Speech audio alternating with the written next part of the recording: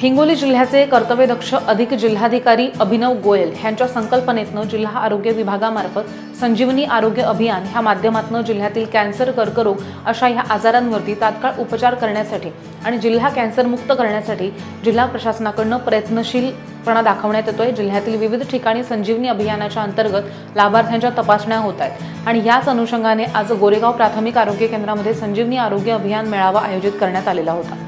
या मेळाव्याचं उद्घाटन आमदार तानाजी मुटकुळे यांनी प्रमुख उपस्थिती म्हणून केलं, तर प्रमुख अतिथी म्हणून हिंगोली जिल्हा परिषद सीईओ अंजली रमेश यांची उपस्थिती प्रामुख्याने होती। यावेळी या कार्यक्रमाअंतर्गत गोरेगाव प्राथमिक आरोग्य केंद्रातील उपकेंद्रामध्ये झालेल्या तपासणी दरम्यान सुमारे 18,700 महिलांची तपासणी करण्यात आली। त्यामध्ये आज रोजी 67 महिलांची तपासणी केली, त्यात 8 महिला कॅन्सर पीडित असल्याचं दिसून आले। संजीवनी अभियानाअंतर्गत मेळाव्याच्या उद्घाटनवेळी उपस्थिती दर्शवून गोरेगाव प्राथमिक आरोग्य केंद्राच्या विविध सुविधांअंतर्गत विभागाची जिल्हा परिषद सीईओ अंजली रमेश यांनी स्वतः प्रत्यक्ष पाहणी केली।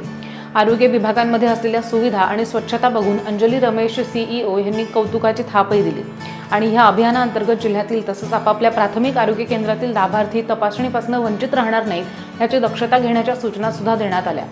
यावेळी तालुका आरोग्य अधिकारी डॉक्टर ऋणवाल, वैद्यकीय अधिकारी वसंत पाटील, वैद्यकीय अधिकारी कुणाल अवचाटे यांच्यासह स्टॉपचे अधिकारी कर्मचारी सुद्धा उपस्थित होते। का एक महत्वपूर्ण अभियान है जहां पे हम कैंसर का अर्ली डिटेक्शन का प्रयास कर रहे हैं। ये अभियान में 5 फेजेस हैं। पहला फेज़ सर्वे का है जो कि हो चुका है। उसके तहत हमने ओरल कैंसर में 3,800 औरतों का सर्वे किया था जो कि सस्पेक्ट पाए गए हैं। पूरे ज़िले की बात हो रही है। ब्रेस्ट कैंसर में 2,699 औरतों को सस्पेक्ट पाया गया है। सर्विकल कैंसर में 7,500 औरतों को सस्पेक्ट पाया गया है। अभी हम तीसरे फेज़ में उनका स्क्रीनिंग करेंगे जो कि सारे प्राइमरी हेल्थ केयर सेंटर्स में होगा, जिसका आज यहाँ पे गोरेगांव में कार्यक्रम हुआ है। 4th और 5th फेज़ में उनका इलाज और उनके लिए अप्रोप्रिएट ट्रीटमेंट का भी प्रयास किया जाएगा। संजीवनी अभियान के तहत मेरी यही प्रयास रहेगी और मेरी यही अपेक्षा है कि ज़्यादा से ज़्यादा लोग जुड़ें इस अभियान से, ताकि हम घर घर तक ये विषय के बारे में चर्चा कर सकें और कैंसर से हम लड़ सकें जुड़कर। Thank you. सध्याला जो प्रोग्राम राबवलेला आहे बघा, की ज्याला संजीवनी अभियान म्हणतात, म्हणजे स्त्रियांमध्ये पर्टिक्युलरली जो कॅन्सर होतो, की जो स्त्रिया म्हणजे घाबरून म्हणा किंवा कोणाला म्हणजे असं भीतीपोटी म्हणा, लज्जेपोटी म्हणा, ज्या की सांगत नाहीत, सगळ्यांपासून लपून ठेवतात ज्या गोष्टी, ज्याला गर्भाशय मुखाचा एक कॅन्सर, त्यानंतर स्तनाचा कॅन्सर आणि पुरुषांमध्ये जो तंबाखू सिगरेटच्या सेवनामुळं किंवा गुटख्याच्या सेवनामुळं होणारा मुखरोग म्हणजे तोंडाचा कॅन्सर, या ज्या गोष्टी आहेत त्याचं शासनानं सध्याला त्या कॅन्सरचा सर्वे करायचा जो अभियान राबवलेला आहे संजीवनी अभियान, त्या अभियानाअंतर्गत आपली जी PHC प्राथमिक आरोग्य केंद्र गोरेगाव, त्या गोरेगावमध्ये आपलं गोरेगाव हेडक्वार्टर आणि आपले 7 जे सब सेंटर म्हणजे 7 जे उपकेंद्र आहेत त्यामध्ये पण हा सर्वे झाला मागच्या 15 दिवसामध्ये।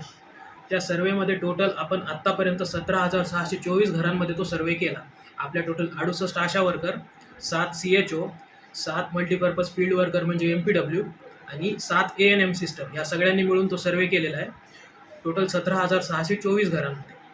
आणि त्यापैकी 21 वर्षावरील महिला म्हणजे ज्यांचं लग्न झालेलं आहे किंवा 21 ते 30 या म्हणजे महिलांच्या लाईफमधला सगळ्यात जो एक इम्पॉर्टंट पिरियड मानला जातो, त्या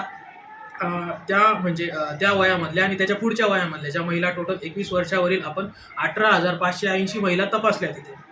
तर त्यापैकी आपल्या सगळ्या आशा वर्करनी मिळून, आपल्या ANMनी मिळून, MPWनी मिळून, आपल्या CHOनी मिळून 643 महिला संशयित काढल्या गर्भाशय मुखाच्या कॅन्सरच्या आणि स्तनाच्या कॅन्सरच्या, ज्या की आणि त्यापैकी 643 ज्या होत्या त्या गर्भाशय मुखाच्या कॅन्सरच्या होत्या आणि 151 महिला ज्या होत्या त्या आपल्या स्तनाच्या कॅन्सरच्या होत्या।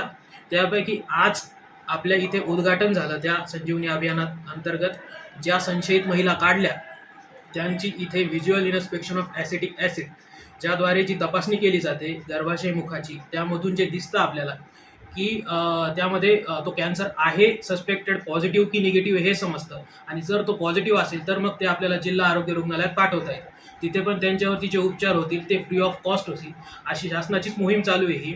तर आज प्राथमिक आरोग्य केंद्र गोरेगाव म्हणजे आपली गोरेगाव PHC आणि त्या अंतर्गत येणारं उपकेंद्र हाताळ, या दोन्हीपासून आपण सुरुवात केली आज या कार्यक्रमाला।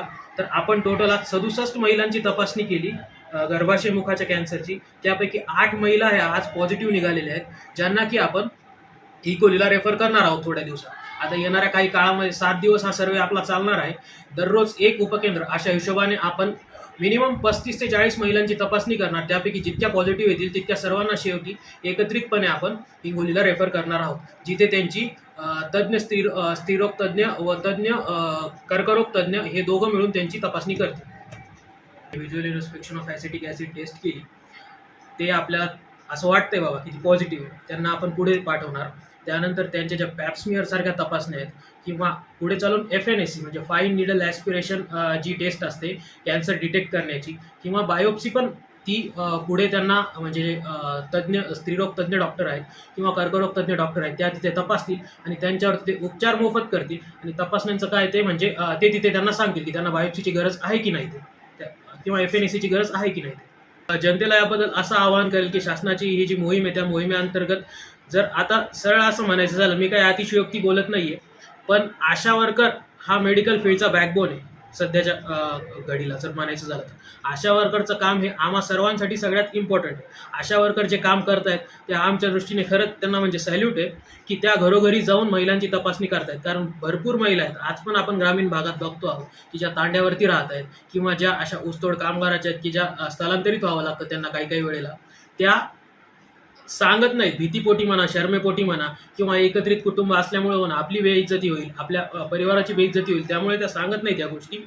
तर ते आशा वर्करनी शोधलेलं आहे. आता फक्त त्यांना एकच आव्हान आहे की आम्ही आमचा पूर्ण स्टाफ, आमचे सगळे ANM, आमच्या सगळ्या MPW, त्यानंतर आमचे सगळे CHOs हे सदैव तुमच्यासोबत आहोत.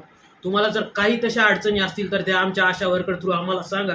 आम्ही त्याचं नीट तपासणी करू आणि त्यावर काय योग्य ती चिकित्सा होईल किंवा कुठे तुम्हाला संदर्भित करायचं असेल तज्ज्ञ स्त्रीरोग तज्ज्ञाकडे किंवा तज्ज्ञ कॅन्सरच्या स्पेशलिस्टकडे, ज्यांना आपण ऑन्कोलॉजिस्ट म्हणतो, त्यांच्याकडे ते आपण पाठवून देऊ.